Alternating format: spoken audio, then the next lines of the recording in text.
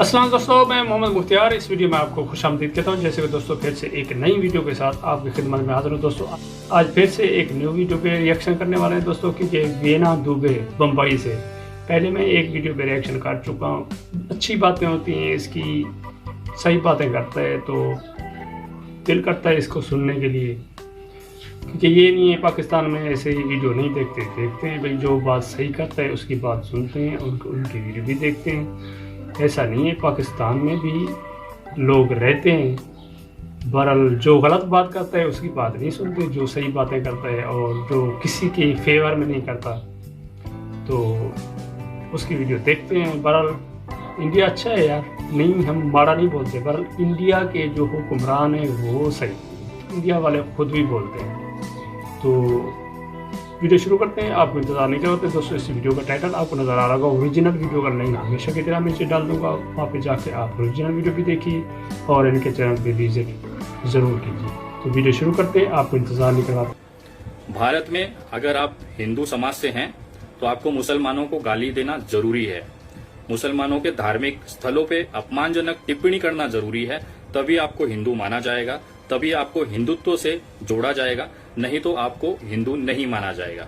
इस तरह की सोच रखने वाले कुछ नमूने हमारे भारत में पिछले 2 सालों में ऐसी फसल तैयार हुई है। जो अपने आप को हिंदुत्व का ठेकेदार समझते हैं, हिंदू का ठेकेदार समझते हैं, वो जो तय करेंगे वही मान्य होगा। उसके अलावा कुछ दूसरा अगर कहेंगे तो आपको मुसलमान घोषित कर दिया जाएगा। मुझे समझ में नहीं आता, हर खूबसूरत चीज को मुसलमानों के पास क्यों दे दिया जाता है।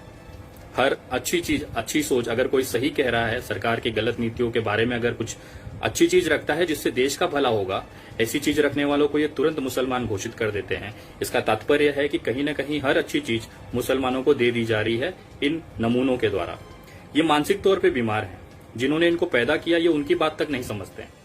तो पिछले कुछ दिनों में आपने अनुभव किया होगा, एक अमीश देवगन नाम का कुत्ता दल्ला भौंका, उसके बाद उसके पूरे देश से उसका पिछवाड़ा लाल किया गया, उसके बाद वो अपनी औकात पे आ गया और माफी मांग ली। उसको देखते हुए, उससे प्रेरित होके बहुत सारे कुत्ते और कुत्तियां सोशल मीडिया पे एक्टिवेट हो जाती हैं। इस्लाम को गाली देना, उनके धार्मिक स्थलों को गाली देना, उसको अपना फैशन बना लेती हैं और ये साबित करना की कोशिश करती हैं कि देखिए मैं अमीश देवगन से बड़ी कुत्ती हूं, मैं अमीश देवगन से बड़ा कुत्ता हूं। ये साबित करने में एक कंपटीशन सी लग जाती है।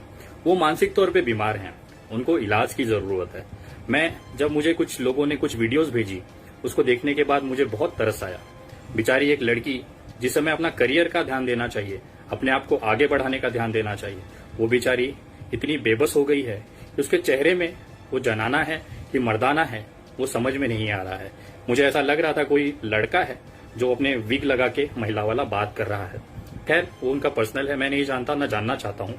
मैं उस लड़की की खोज में निकला, उन्होंने कहा महाराष्ट्र में है।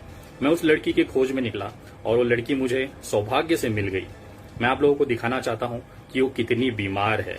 वो इस कदर बीमार है, उसको इलाज की जरूरत है। आप देखिए उसकी हालत क्या हो गई है।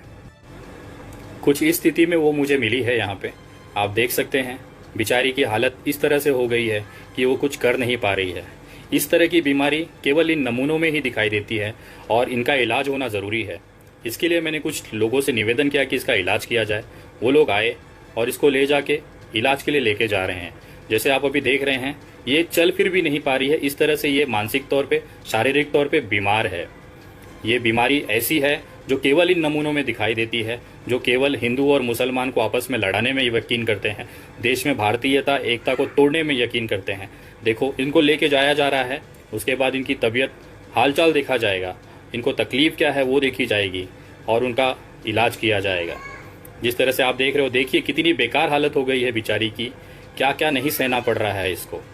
और ये हालत में वो इस तरह की बातें कर रही हैं जो समझ के बाहर है।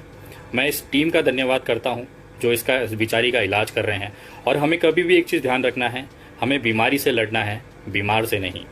इस बीमारी को हमें ख़त्म करना है। बीमार व्यक्ति के प्रति हमारा हमेशा से प्रेम व्यवहार होना चाहिए। इसका इलाज जरूरी है, इस तरह से इसका इलाज जरूरी है ताकि समाज में और गंदगी फैलने से रोका जा सके। ये अपनी बीमारियां दूसरों को दे रही हैं, उसको रोका जा सके और ये हम सब की जिम्मेदारी है। अगर आपके आस पड़ोस में अगर कोई ऐसा व्यक्ति आपको दिखता है तो तुरंत उसका इलाज करने की व्यवस्था करें। इस कदर ये बीमार हैं बेचारी। ये एक सांकेतिक वीडियो था और मैं आपको यकीन दिलाता हूं कि इस बीमारी का जो महिला जो बीमार है उसका इलाज कानूनी तरीके से भारत के अंदर, महाराष्ट्र के अंदर उसकी व्यवस्था की जा रही है ताकि ये बीमार को ठीक किया जा सके। मुझे समझ में नहीं आता ये जिसके नाम पे ये सारी चीजें करते हैं वो खुद इनकी बातों को नहीं मानता है। ये जिस नरेंद्र मोदी जी का उदाहरण देते हैं कि मुसलमानों को देश में नहीं चाहिए, हिंदुत्व सबसे ऊपर होना चाहिए, ये बात लेके ये लड़ते हैं और उनके ही जो प्रेरणादायक हैं मोदी जी, वो खुद मस्जिदों में जाके सजदे करते हैं। कैसे करते हैं? ऐसे।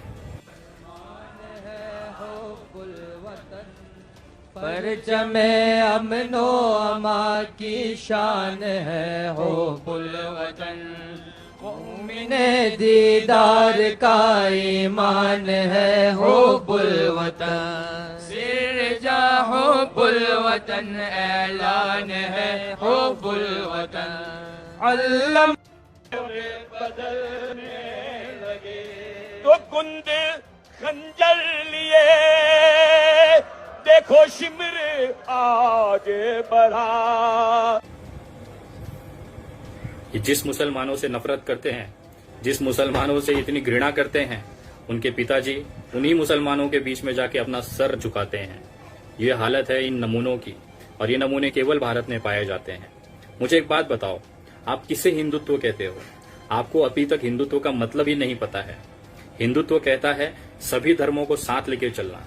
सभी धर्मों का मतलब उसमें इस्लाम और मुसलमान भी आता है और बिना मुसलमान के ये हिंदू राष्ट्र हो ही नहीं सकता है। जितने लोग ये कहते हैं भारत को हिंदू राष्ट्र बनाना है, मैं कहता हूं भाई भारत ऑलरेडी हिंदू राष्ट्र है, इसे घोषणा करने की कोई जरूरत नहीं है। और ये चीजें मैं नहीं कह रहा हूं। और बिना मुसलमान के हिंदू राष्ट्र बन भी नहीं सकता है। ये खुद आरएसएस के प्रमुख मोहन भागवत कह रहे हैं। आप उनकी भी बात नहीं मानते हैं। सुनिए मोहन भागवत जी क्या कह रहे हैं। संघ का काम इस बंधुभाव के लिए है और इस बंधुभाव के लिए एक ही आधार है, विविधता में एकता। वो विचार देने वाली हमारी चलती आई हुई विचारधारा है, उसको दुनिया हिंदुत्व कहती है। इसलिए हम कहते हैं कि हमारा हिंदू राष्ट्र है। हिंदू राष्ट्र है इसका मतलब इसमें मुसलमान नहीं चाहिए, ऐसा बिल्कुल नहीं होता। बिल्कुल सही बात कर रहे हैं। तो उम्मीद करता हूं दोस्तों आपको ये वीडियो अच्छी लगी होगी। अच्छी लगी तो हमारा चैनल सब्सक्राइब कीजिए और इनके चैनल पे विजिट जरूर कीजिएगा क्योंकि इस वीडियो का लिंक आपको नीचे मिलेगा। इजाज़त चाहता हूँ।